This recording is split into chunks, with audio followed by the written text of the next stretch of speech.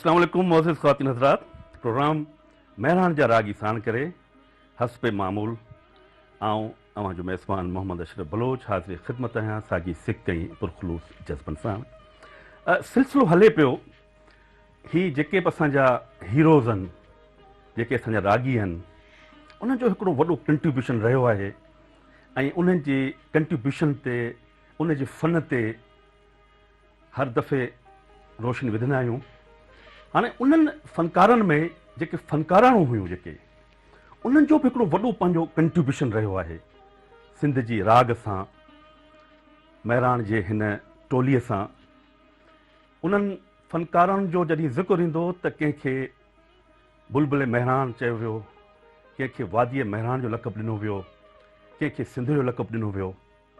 पर हिकिड़ी ॻाल्हि तव्हांखे ॿुधाईंदो हलां त सिंध फ़क़ति हिकिड़ी फ़नकारा हुई जंहिंखे माउ जो दर्जो ॾिनो, जेके जीजी जो दर्जो ॾिनो, ऐं उन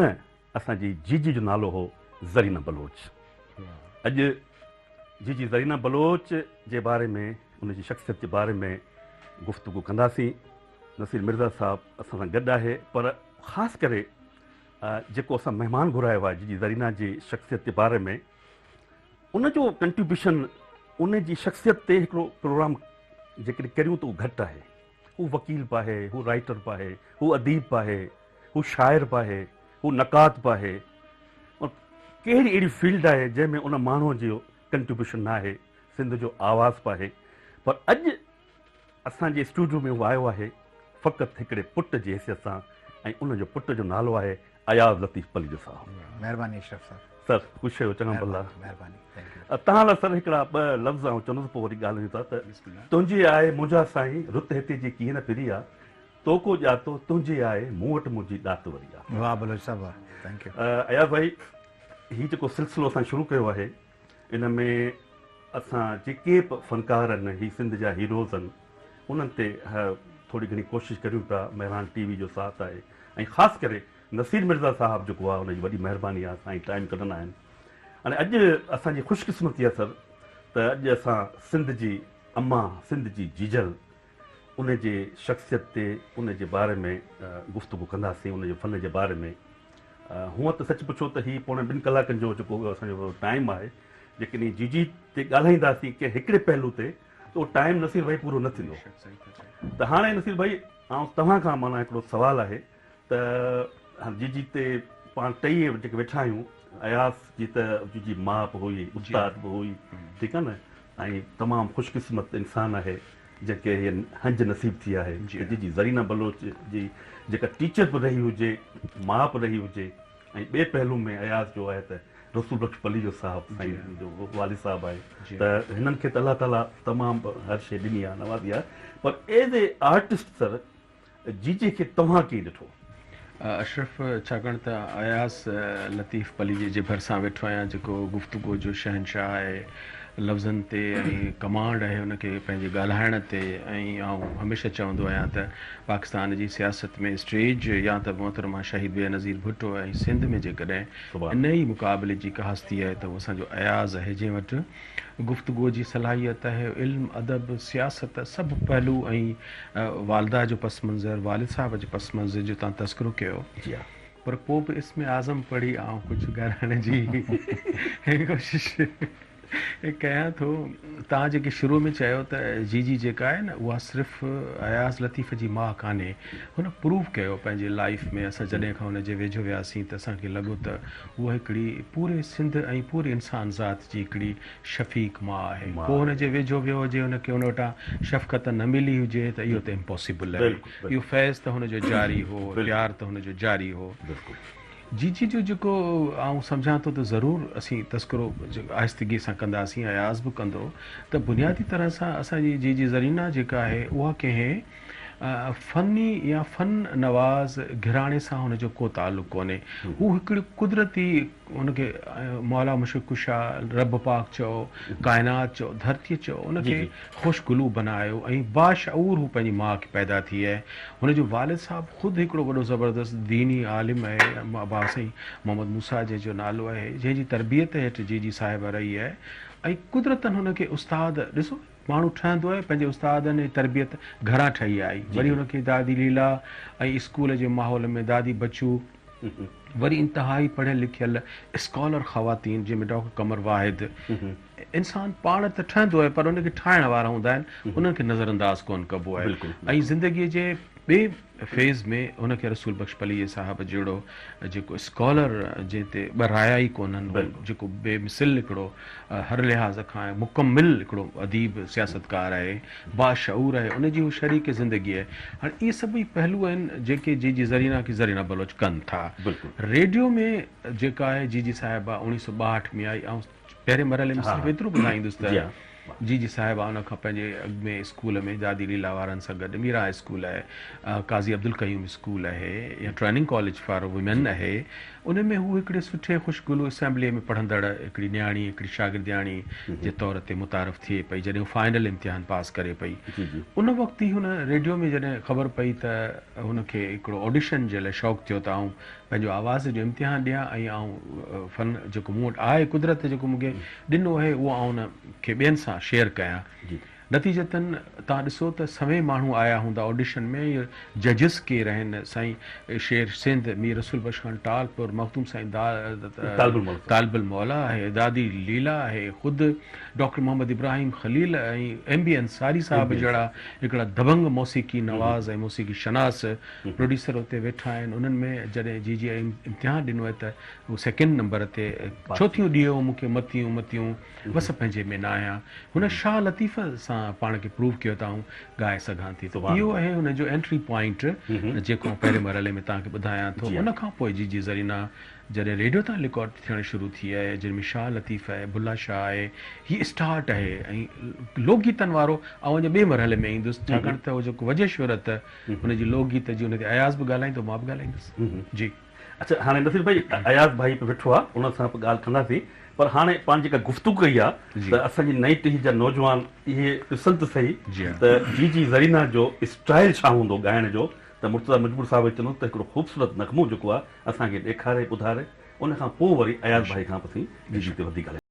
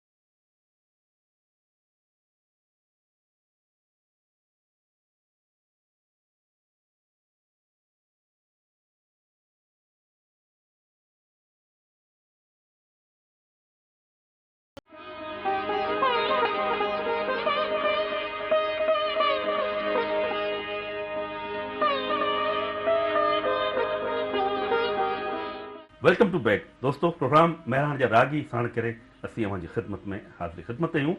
ब्रेक खां अॻु में ऐं नगमे खां अॻु में नसीर भाई जी ॻाल्हि कई थोरो इंट्रोडक्शन जी जो ॿुधायो हो त हाणे अयाज़ लतीफ़ पलीयो साहिबु जेको आहे असांजो महिमान खां पुछंदासूं त अयाज़ भाई जी खे एज़ ए मां as a Ustad as a artist तव्हां कहिड़ी टिनि शयुनि मां मुतासिर थियो वधीक? हाणे कॾहिं कॾहिं थींदो ई आहे त जेको तव्हांजो प्रोग्राम जो एंकर या होस्ट हूंदो आहे ऐं जेको ॿियो पार्टनर वेठल हूंदो आहे उन्हनि खे किन ॻाल्हियुनि जी ख़बर हूंदी आहे किन जी न हूंदी आहे पोइ माण्हू नयूं नयूं शयूं ॿुधाईंदो आहे पर इतफ़ाक़ सां तव्हां ॿई उहे वेठा आहियो दोस्त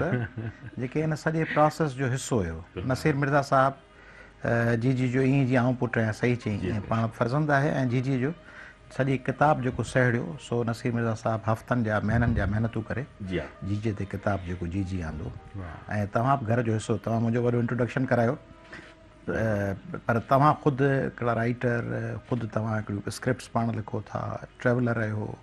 ऑरेटर रहियो ड्रामा आर्टिस्ट रहियो होस्ट रहियो तव्हांजी ख़ुदि मल्टीपल शख़्सियत आहे। उन्हनि जे साम्हूं ॿ टे शयूं इब्तिदाई पंहिंजी गुफ़्तगू हले पंहिंजी जी हू मशहूरु चयो वियो आहे रूस जे पॉलिटिकल सरबराह ऐं दानिश्वर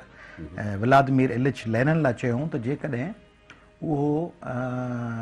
ॿियो कुझु न करे हा जेको किताब लिखे उहो लिखे हा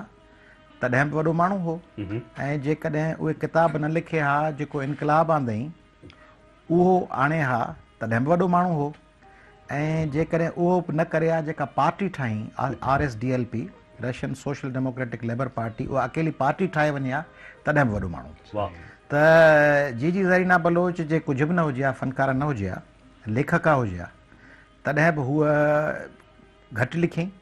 पर हूअ अदी नूरुल्दा शाह अदी महताब अदी खैरनसा जाफ़री अदी सुमेरा ज़रीन दादी पोपटी दादी सुंदरी उन्हनि जे क़तार जी लेखका हुई ऐं उन्हनि खां बहितर कोन चवंदुसि छाकाणि उहे अदियूं बि असांजूं ॾाढियूं बहितर लेखका हुयूं पाण वरी चइबो आहे फलाणो बहितर हो फलाणो घटि हो त इन करे ईअं न करणु खपे ऐं जेकॾहिं उहे न हुजे हा ख़ाली टीचर हुजे हा त जेके मूंखे दुनिया जे मुख़्तलिफ़ मुल्कनि में जी जा स्कूल जा टीचर्स शागिर्द मिलनि था उहे को चवंदो आहे त जी मूंखे आउं रोईंदो हुउसि त जी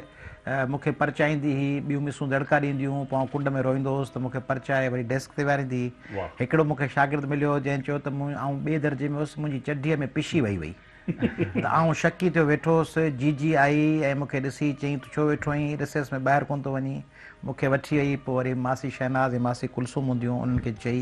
मुंहिंजी चढी धुआराए पोइ मूंखे पाराए पोइ वरी ॿिए दर्जे में अची विहारी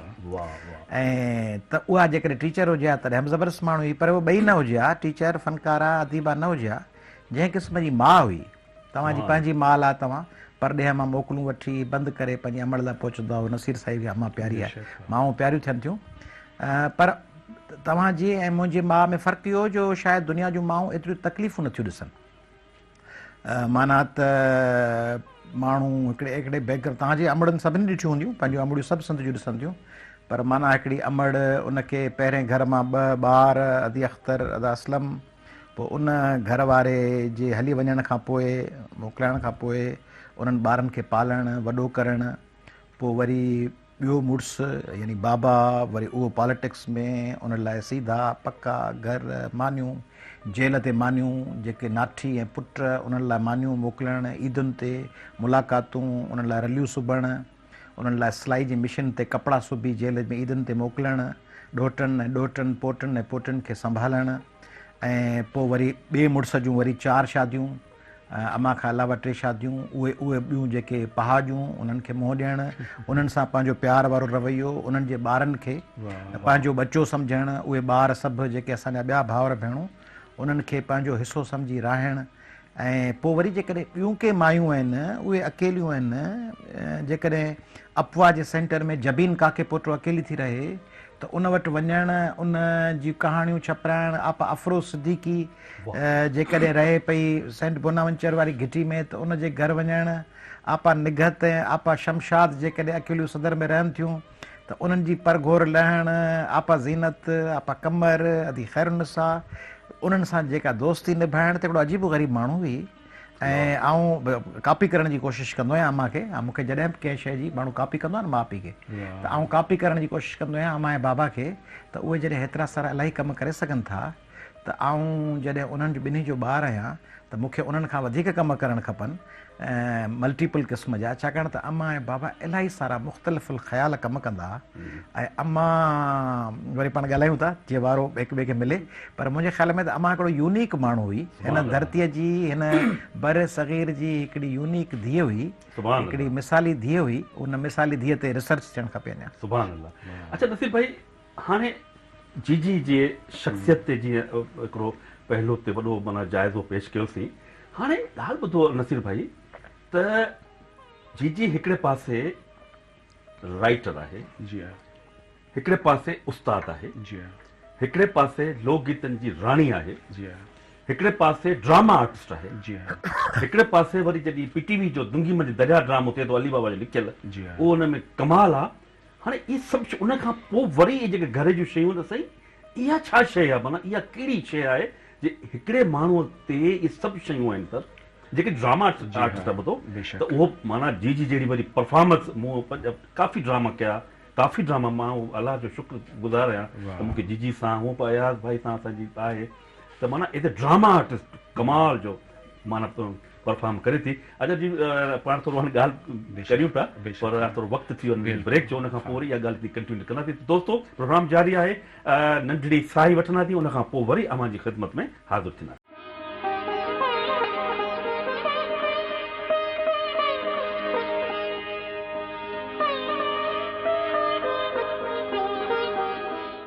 वेलकम टू बैक दोस्तों। प्रोग्राम मेहरान जा रागी में हिकु दफ़ो वरी अव्हांखे आउं भली कर चवां थो। वक़्फ़े खां अॻु में जेका गुफ़्तगू हली रही हुई, मूं नसीर भाई खां हिकिड़ो सुवालु पुछो त साईं जीजी हिकिड़े पासे उस्ताद आहे, ॿिए पासे वरी जेको मूसीक़ी आहे उन में कमाल दर्जो आहे, वरी टे पासे एज़ ए ड्रामा आर्टिस्ट आहे, वरी चौथे पासे पीटीवी में जेको ड्रामो थिए पियो अली बाबा जो लिखियल कमाल थी वियो आहे। त हाणे सभु शयूं जेके आहिनि इहे हिकिड़े माण्हू में कीअं थियूं थी सघनि, माना इहो सवाल मूं नसीर साहिब खां पुछो पिए। इन जो जवाबु इहो ई थी सघे थो त आउं सम्झां थो त कुदरत हुनखे इन्हनि ज़िमेदारियुनि जे लाइ हिन धरतीअ ते आंदो हो जेके हुन बहुस्न ख़ूबी सरंजाम ॾिनियूं। छाकाणि त इहा हुनजी पंहिंजी जीनियसनेस हुई, इहा हुनजी पंहिंजी सलाहियत हुई, इहा ईअं ई हुई जीअं शाह लतीफ़ जी पंहिंजी सलाहियत हुई, सचल साईं जी पंहिंजी सलाहियत, शेख अयाज़ जी पंहिंजी सलाहियत, त हू पंहिंजी ज़ात में इन्हनि कमनि जो हिकिड़ो गुलदस्तो हुई। सुभान अल्लाह। हाणे उन वॾी हस्तीअ खे जेको मूं कॾहिं खां ॾिठो, मुंहिंजो हुन सां राब्तो कीअं थियो उहो त भई तय आहे। त आउं जॾहिं कॉलेज में पढ़ंदो हुउसि, यूनिवर्सिटी पढ़ंदो हुउसि, त जीजी जेके सिंध जूं शामूं, सिंध जे तहरुक ऐं तहरीक जा जेके तक़रीबात हूंदा, छाकाणि त आउं 68 खां वठी जश्न रोरियाण खां वठी असांजी सांभर आहे, त जीजीअ खे मूं उन्हनि जीए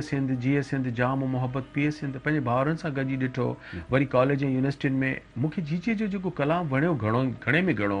उहो हूंदो हो। अशरफ आउं कसम थो खणी ॻाल्हि कयां, ऐं चिट लिखंदो हुउसि, जे इलाही माण्हू अॼु बि फरमाइश वञी रखंदा आहिनि साम्हूं त असांखे हीउ ॿुधायो। हाणे उहो हूंदो हो जबल मथे जुड़ ओ छोरा जबल मथे जुड़, ही 70s जो जीजीअ जो ॻायल लोकगीत आहे, ऐं मुंहिंजी उहो ई बलूगत आहे, मुंहिंजे ई साम्हूं अचण जो उहो ज़मानो आहे।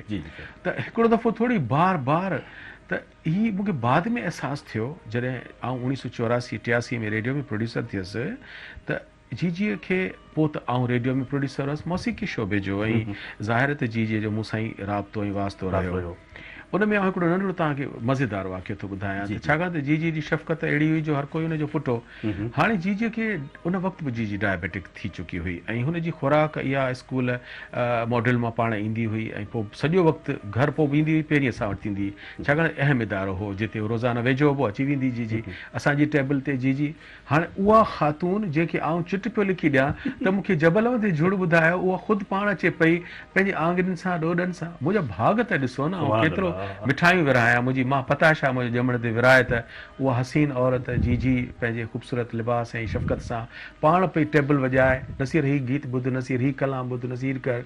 एतिरी वेझड़ाए पए जो हू नेठि पुछणु लॻे तुंहिंजी माउ कीअं, तुंहिंजी भेणूं कीअं। हाणे जीजी मुंहिंजे घर में दख़ल ॾियणु शुरू करे ॾिनो, ऐं मैरिड कोन हुअसि, त मूं हुनखे ॿुधायो त जीजी अम्मा तव्हां वांगुरु डायबिटिक आहे। जीजीअ जो रूटीन हूंदो हो त मूंखां पुछनि तुंहिंजी माउ कीअं, बाबा बचा हाणे छा पई करे, हाणे कीअं आहे, उते वे कीअं थी। बिलाख़िर अशरफ जेका इन ॻाल्हि जी एंड ई आहे त मुंहिंजी वालदा गुज़ारे वई। हाणे उन खां पोइ बि ख़ुदा जो कसम मूंखां जी रोज़ु पुछंदी बाबा तुंहिंजी माउ कीअं चयो अम्मा हाणे ठीकु आहे छो आउं हुनखे कूड़ पियो ॻाल्हायां महज़ इन करे त हुनखे सदमो थींदो ऐं मुंहिंजी हुन सां प्यारु एतिरो आहे जो अशरफ आउं जीजीअ खे नथो ॿुधाए सघां ज़रीना अम्मा खे त मुंहिंजी माउ हाणे दुनिया में कान्हे चवां इहो हुनखे सदमो थींदो हिनखे ॾुखु थींदो त एतिरी विझड़ाए पइसी ॿिए मरहले में ॿियूं ॻाल्हियूं कंदासीं बिल्कुलु हाणे पंहिंजो अयाज़ भाई हाणे तव्हां खां था पुछूं था त एज़ ए सर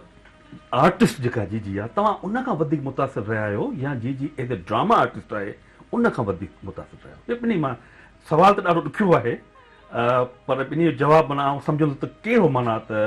कहिड़ो पहलू वधीक आहे जंहिंमें तव्हां वधीक मुतासिर रहिया आहियो आउं जेकॾहिं पंहिंजी सॼी ग्रूमिंग पंहिंजी इर्तिका जो जाइज़ो वठां थो त मूंखे पंहिंजनि शयुनि तमामु घणो असरु छॾियो आहे जी बाबा जूं तकरीरूं बाबा ऐं अम्मा जे वातां पढ़ियल ऐं ॿुधायल शाह लतीफ़ ऐं शेख अयाज़ जी शाइरी वाह ऐं अम्मा जा गीत ऐं पोइ रूसी ऐं चाइनीज़ ऐं वियतनामी जेको रिवोल्यूशनरी लिटरेचर हो बाबा जो अम्मा जो तजवीज़ कयल त अम्मा एज़ ए फ़नकार आउं कोन सोचींदुसि त अम्मा का फ़नकार आहे या नंढे हूंदे या टीचर आहे या उस्ताद आहे आउं सोचींदुसि जीअं तव्हीं का फिल्म ॾिसो उन में जंग जो नगारो वॼे पोइ तव्हीं इहो न सोचो त वॼाईंदड़ केरु आहे या छा आहे ड्रम की पियो तव्हां में हिकिड़ो उत्साह भरिजी वञे जंग जो तबल वॼण सां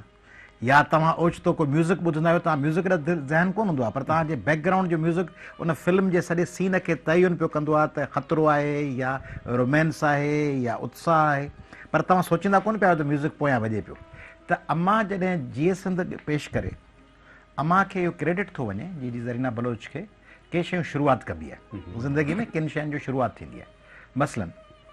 सिंध में रोमेंटिक लिटरेचर में जे यूथ खे मोबिलाइज़ कयो ऐं नौजवान चरिया थी लिटरेचर जे पोयां रोमेंटिक उहो अमर जलील हो अमर जलील अची जॾहिं लिखणु शुरू कयो रोमेंस ते त उहो आगा लिखियो आगा सलीम बि ॿियनि दोस्तनि बि लिखियो पर अमर जलील साहब जो उत्साह हो तीअं सिंध में जेका पोइट्री हुई कमाल जी मौजूदा दौर में उहा शेख अयाज़ खणी आयो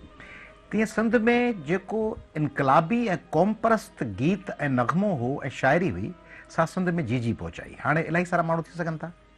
पर जीए सिंध ऐं जीए सिंध जाम मोहब्बत पीए सिंध